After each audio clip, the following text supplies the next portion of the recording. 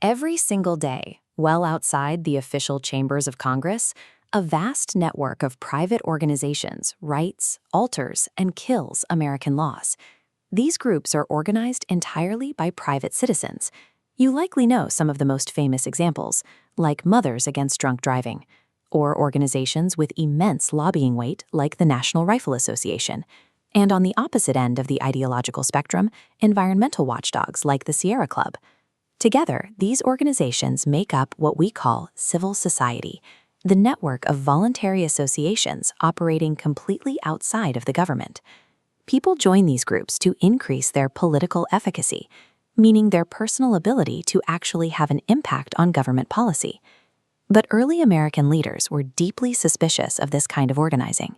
In Federalist No. 10, James Madison explicitly warned against what he called factions. He argued that citizens uniting to promote their own special interests would inevitably damage the rights of the broader community.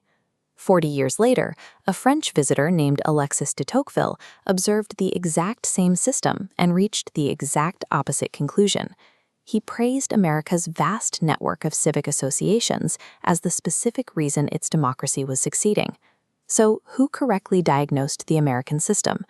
Are these groups dangerous, selfish factions that fracture the nation, or are they the essential engines of civic participation? To understand how civil society operates, we have to look under the hood and contrast interest groups with the political entities we hear about most often, political parties. This map of the United States illustrates how political parties are designed.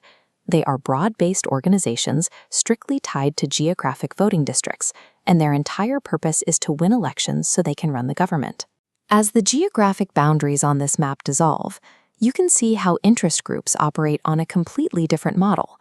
They form narrow networks united entirely by common values, regardless of where their members live.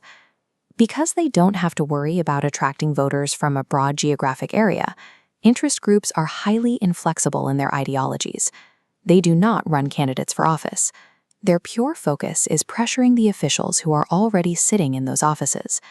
They generate that pressure through a simple mechanism: strength in numbers. A single citizen might be ignored by a massive bureaucracy, but an interest group leadership unites thousands of those citizens, pooling their financial resources and consolidating their expert knowledge. By funneling money and expertise into a single point of attack, this mechanism grants one individual significantly more bargaining power and access to lawmakers than they could ever wield on their own. Because this power pooling mechanism works so well, thousands of specialized interest groups exist today. Nearly every economic, social, or occupational interest in the country has a dedicated organization fighting for it. Economic interest groups are the oldest and largest players in this space.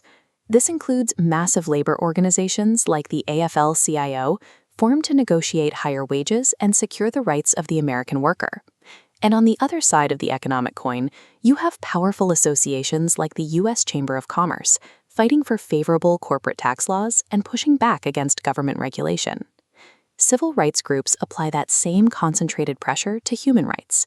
Organizations like the NAACP have spent over a century focused on passing anti-discrimination laws and improving conditions for marginalized demographics. Beyond that, the landscape splinters into thousands of public interest groups fighting over environmental protection, faith-based groups advocating from religious perspectives, and single-issue groups hyper-focused on isolated topics like gun control or immigration reform. Even highly specific careers rely on professional interest groups.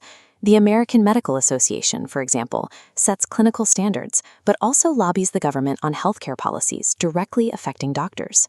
Whether they are acting as aggressive watchdogs, public educators, or behind-the-scenes negotiators, this diverse ecosystem ensures that any given ideology has a highly organized machine advocating for it.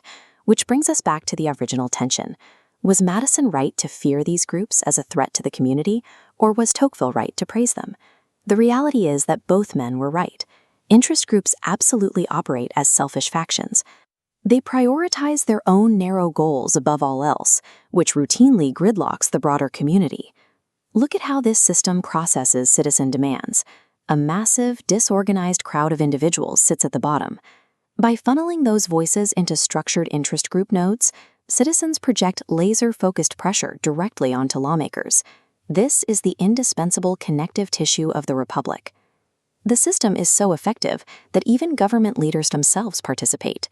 Mayors and state governors form their own interest groups to lobby Congress for federal funds and demand national solutions to local problems. Democracy does not hit pause between election years. While political parties are busy running campaigns, interest groups are communicating citizens' real-time policy goals to the government year-round.